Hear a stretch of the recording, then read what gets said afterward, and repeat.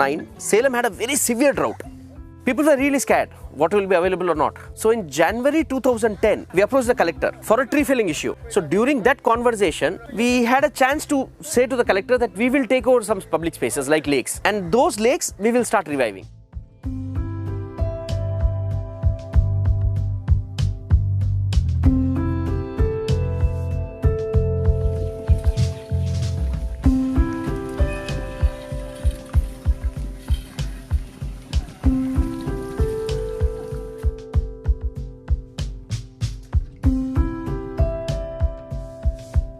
Around 10 years back, a few of us in Salem got together and we started the Salem Citizens Forum to take up some civic issues and all that. One of the first few things was taking up the revival of the Mokeneri Lake.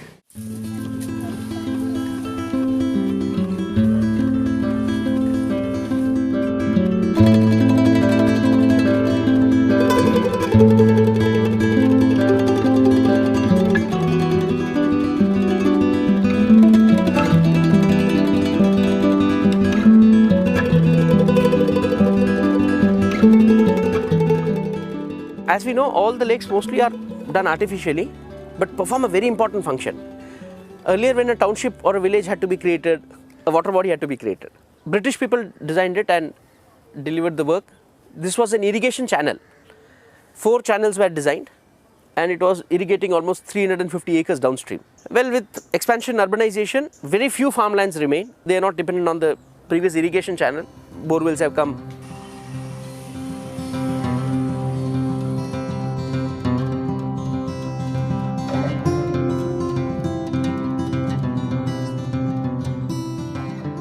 All the lakes were dry, so that prompted us to start thinking about water storage and restoration of lakes. So this was the first project we took up. Before 2009 or 2010, before we took over the lake, the state was that garbage was being dumped plenty here.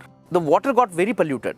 All the lakes were used around Salem were used as dumping grounds for garbage, because that was an easy way out for the corporation, Salem Corporation. So 2010, February, the collector accorded us an unofficial permission to clean the lake. So we properly printed pamphlets. School especially took the lead. Golden Gates and Emerald Valley School took the lead. Spoke to the parents, sent messages, SMS. Pamphlets were distributed to the public. And no surprising, 700, 800 people landed up. We started with the volunteers, student volunteers, parents, public, everybody got together. We first started cleaning the lake. Took us nearly about 6 months. Every Sunday we used to gather. There will be about 400 to 600 people from all walks of life, and from children to elders. So every day we used to collect around 1 to 1.5 lorry loads of garbage. We just got the permissions from the government, but the entire project was funded by the public. There was an overwhelming response from the public at that time.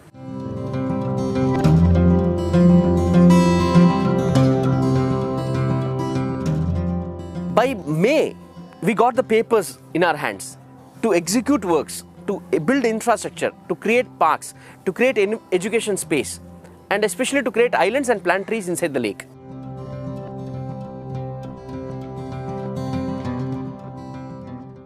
You desilted the soil, we're not supposed to send it outside. So we need to also desilt the lake. We needed also a big green cover. We need a lot of trees to be planted. So we created these islands, and creating one island took us 1 day. Big machine was employed. It is a costly thing. 25,000 per day was needed. So we called citizens, friends and family, and a lot of volunteers called their friends. So a new community started evolving, and people donated very liberally. This has been a first of its kind citizens initiative where it was done only by public contribution. 45 islands were created, 12,000 trees were planted, and rains came. In November, the same year, the lake got filled up. And what a sight it was.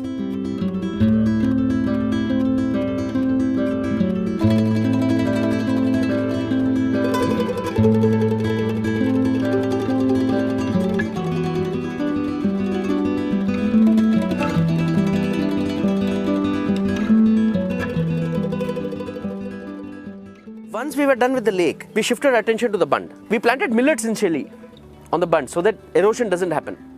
Millets will immediately sprout, and the fertile soil helped the trees grow. In 6 months, trees went 10 feet high, which was something wonderful. We were all so happy about it. It took shape. Then we came out of the lake. Water had come in, we came out of the lake. Now we had to concentrate upon the bund.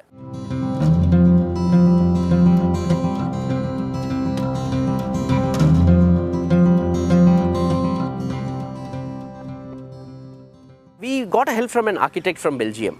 After 2-3 failed attempts of creating a beautiful park, he gave us a design with amphitheatre, with a walking path, how the curve should go. And then a lot of trees were planted of very different biodiversity. So this park has come out very well. Once the trees came up, we had about 9 species of birds coming here. That's how the lake was revived ecologically.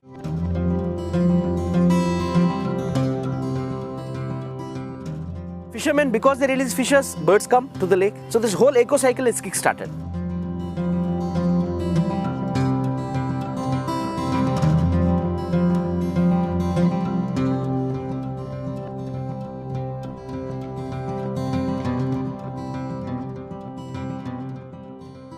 Sewerage from the surrounding areas was let into the lake.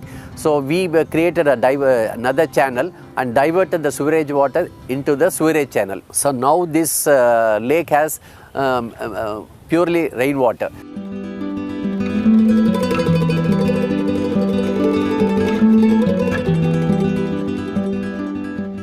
We had to face a lot of opposition from the surrounding areas like land mafia and then this corporation dumping the waste. So all these things took a lot of time. It took a few years to control all this, and then this is the present state now we are seeing.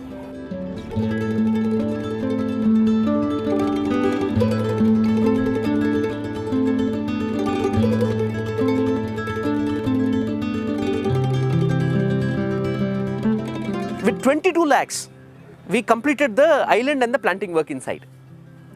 For a government to take up such works, it's enormous amount of money. They speak in 50 crores, 42 crores, 55 crores.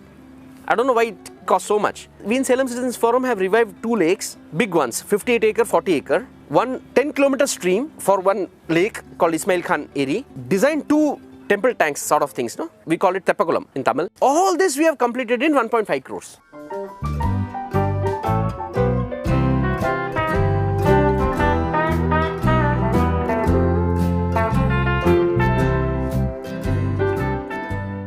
It is recharging 40% of Salem's groundwater. People have dig up thousands of bore wells, the residences, that needs recharge, and this is doing that job. And if people are able to acknowledge that connection between what this lake does to their own life, it will be great.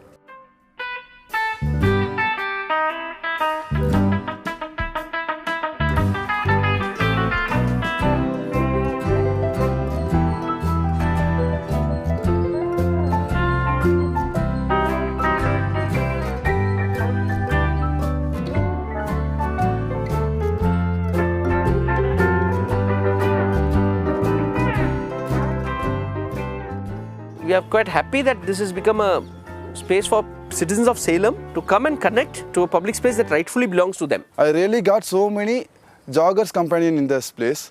I got so many friends, and also I could see lot of people doing meditation and laughing therapy here. Inside the city, this has become a major eco-environment hotspot, which needs to be protected at all cost.